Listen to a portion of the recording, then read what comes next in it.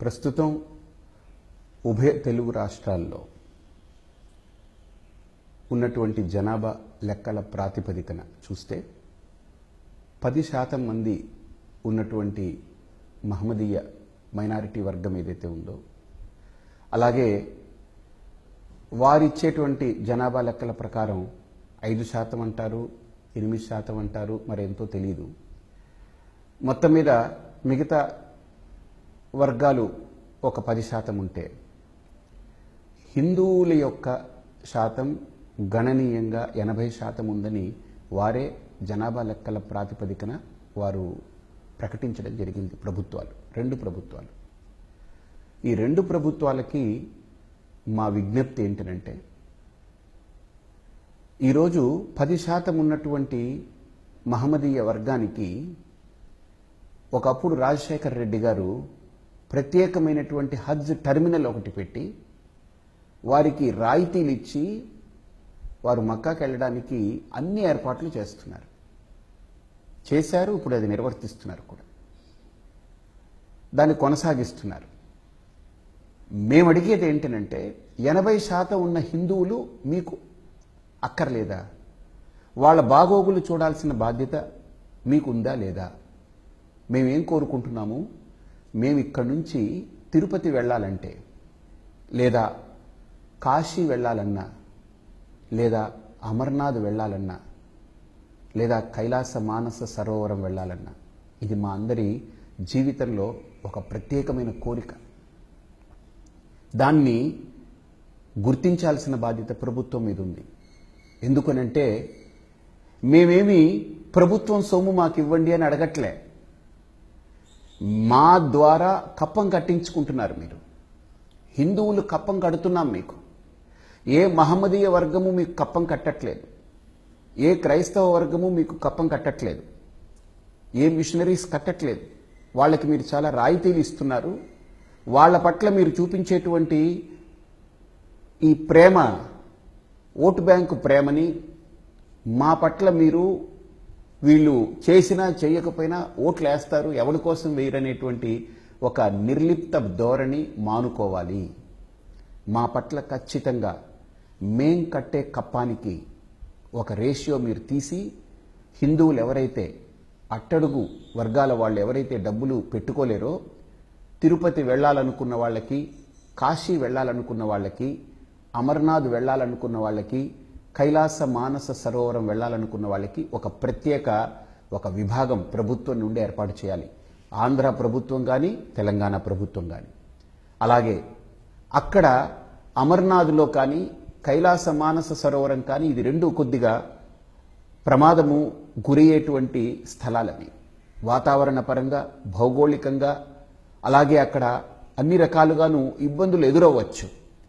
అలాంటి ఇబ్బందులకి ఎదురైనటువంటి ఈ ఆంధ్ర ప్రాంతం నుంచి, తెలంగాణ ప్రాంతం నుంచి వెళ్ళేటువంటి తెలుగు భక్తులు ఎవరైతే ఉంటారో, వాళ్ళ యొక్క ప్రమాదము ఇంకొకటి గుర్తించి వెంటనే తక్షణమే వారికి ఏ సహాయ చర్యలు చేయాలో దానికి కూడా ఆ విభాగం సమర్థవంతంగా పనిచేసేటువంటి ఒక విభాగాన్ని ఏర్పాటు చేయాల్సిన బాధ్యత ఈ రెండు ప్రభుత్వాల మీద ఉంది.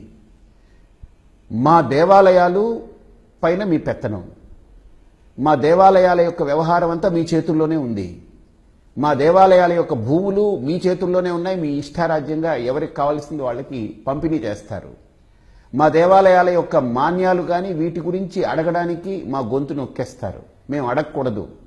అలాగే దేవాలయాలపై ట్రస్ట్ బోర్డులు, దాని మీద పెత్తనం, దాని పెత్తందారులు, దాని గంపగుత్తగా ఇదేదో ఈ హిందువులందరూ కూడా రాసిచ్చినట్లుగా మీ యొక్క ధోరణి, మీ ప్రవర్తన అలా ఉంటుంది. అంతేకాదు, దేవాలయాలకి మేమిచ్చేటువంటి ముడుపులు కానీ, కానుకలు కానీ, వాటి నుంచి ఇంత శాతం తీసి ముఖ్యమంత్రి చేతుల్లో కామన్ గుడ్ ఫండ్ అని ప్రత్యేకంగా ఆయన యొక్క పర్యవేక్షణలో ఆ కామన్ గుడ్ ఫండ్ అనేటువంటిది నడుస్తుంది. ఆయన ఒక్కడే దానికి బాధ్యుడన్నట్టుగా ఆయన సొంత నిధిలాగా అలా ప్రవర్తించకుండా దాన్ని పారదర్శకంగా హిందూ సమాజానికి మళ్ళీ అది తిరిగి ఉపయోగపడేలాంటి ఒక ప్రణాళిక రూపొందించి తీరాల్సిందే. ఇది మా ప్రత్యేకమైన డిమాండ్. ఎందుకంటే 80% మంది మెజారిటీ హిందువులు ఉంటున్నటువంటి రాష్ట్రాలు.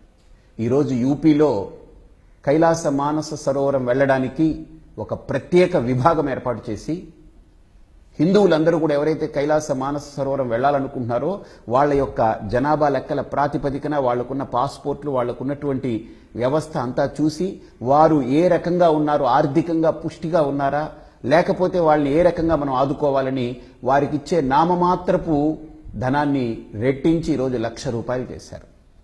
మాకు కూడా కైలాస మానస సరోవరం వెళ్లాలనుకున్న తెలుగు భక్తుడు ఆర్థికంగా ఇబ్బంది పడుతున్నటువంటి వ్యక్తులకి వాళ్ళు వెళ్ళాలి అనుకుంటే మీరు మా యొక్క కప్పం కట్టినటువంటి వ్యవస్థ నుంచి మీరు మా డబ్బుని మాకు వినియోగించండి అని మేము అడుగుతున్నాం. మాకు వేరే డబ్బు అక్కర్లే. మీరు ఇతర మతస్థులకి ప్రభుత్వం నుంచి డబ్బులు ఇస్తున్నారు, కానీ మా ధర్మానికి మా డబ్బుని మీరు ఖర్చు పెట్టండి, మేము కప్పం కట్టే డబ్బుని మాకు ఖర్చు పెట్టండి అని మేము చాలా నీతితో కూడుకున్నటువంటి అంశాన్ని మేము ముందు పెడుతున్నాం. మీరు దీన్ని పరిగణించాలి. ఎందుకనంటే మెజారిటీ హిందూ రాజ్యం కాబట్టి ఇక్కడ ఉన్నటువంటిది. ఆ ప్రాతిపదికనైనా మీరు దానికి న్యాయం చేయాల్సిన బాధ్యత ఉంది. కాబట్టి విజ్ఞతతో మా యొక్క విజ్ఞప్తిని మీరు పూర్తిగా మన్నించి అతి త్వరలోనే 2 ప్రభుత్వాలు కూడా తిరుపతి వెళ్లాలన్నా లేదు